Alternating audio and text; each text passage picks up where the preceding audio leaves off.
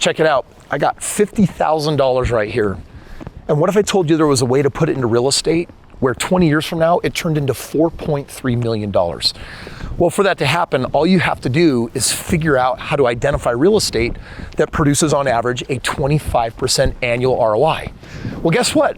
That's totally doable as long as you have the right tips. Today, I've got 12 for you. And if you follow all 12 of these, then you can take a small amount of money and you can do what wealthy do. They turn it into a lot of money through the game of real estate. All right, tip number one, you gotta start by choosing the right strategy, right? Could it be commercial real estate that's right over here? Could it be single family? Is it multifamily? What strategy are you gonna use? For me, I think everyone should start in single family. Number two, don't diversify inside your strategy. In other words, you want to select a niche and then you want to dominate, because every time you do that, you're going to get better. Single family homes worked for me once, twice, so I've done it 6,000 different times now. Now there's no one on the planet that has the level of expertise as an individual that I do in that game. All right, tip number three. Understand local market trends. I'm going to tell you right now that your backyard may not be the smartest place to buy real estate. Instead, there's 324 major backyards around the country. I want to go where the population is moving. For example, last year, New York and California each lost over 500,000 people. Guess what? The woke liberal trends are killing those markets, but you should be asking, where are people moving to? Right now, it's Florida and it's Texas. Number four, if you want to crush it in the game of real estate and hit those ROIs, you've got to network. You got to talk to realtors. You got to talk to title agencies. You want to talk to people that are in the game, in the business, other investors, other attorneys, because first of all, this is where I find really good deals. Almost every one of the first 25 homes that I bought that created original financial independence for me was found through networking. Basically saying, I'm an investor, I'm looking for deals, I talk to humans, I open my mouth, and I found the deals that way. Number five, be creative with financing. Everyone's going to make you believe that it takes money to make money, but I'm here to tell you that that is not true. $3,300 is all I needed to make my first $1.6 million in real estate over 15 years ago. There's always money somewhere. Someone's got it, as long as the deal is good. So if you learn how to network and find a really good deal with a high ROI, I got news for you. The bank will put up the majority of money, someone else will put up some of the money, and boom, you're off to the races. Number six, perform due diligence.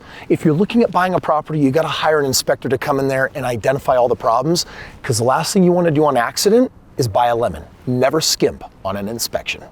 Number seven, use automation whenever possible. It's called delegation. Don't have lone wolf syndrome that says, I do it all by myself. Instead, it's like, I have realtors that find good deals for me. I have them perform the CMA, the market analysis. I have property managers that actually put tenants in these homes. At the end of the day, my real estate is super passive, even though it's making me a lot of bank. Number eight, don't tip the government. The whole game of getting into real estate, single families, is you can do accelerated depreciation or you can just do simple depreciation. Right off the home over 27.5 years means that every dollar of positive cash flow that you get after it's rented and expenses are paid, you don't pay taxes on that because the depreciation counts against it. And there's usually leftover benefits to write off against your income. This is why for my first 7 years as a real estate investor, I didn't pay the government any taxes. Number nine, master the art of negotiation. Here's the way I do it. It's wicked simple and wicked fast. If I know my number, I'm going to basically say, here's my highest and best offer. And I want you to give me a verbal response. No contracts, no paperwork, no back and forth. And what it means is that realtor to realtor can have a conversation and tell me whether I was able to secure a deal in a matter of minutes.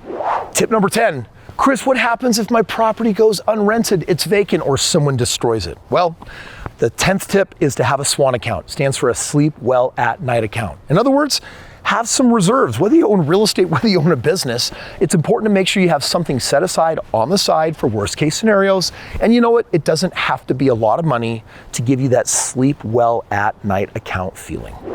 All right, number 11, you gotta be patient and you gotta be disciplined.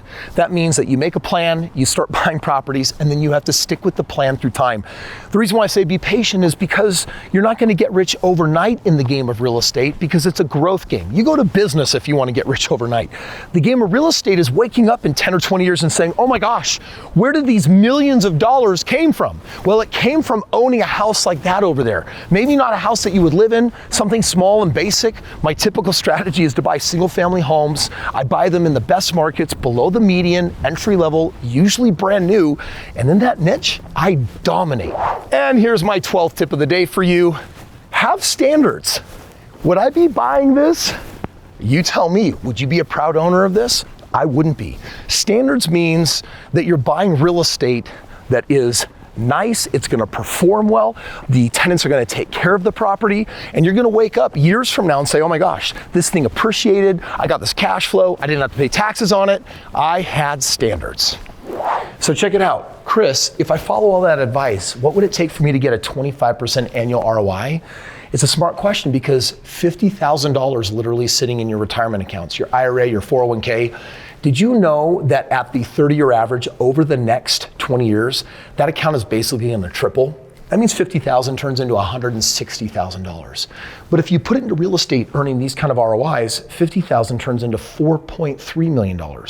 And if you get higher ROIs like my track record, it can be a whole lot greater than that.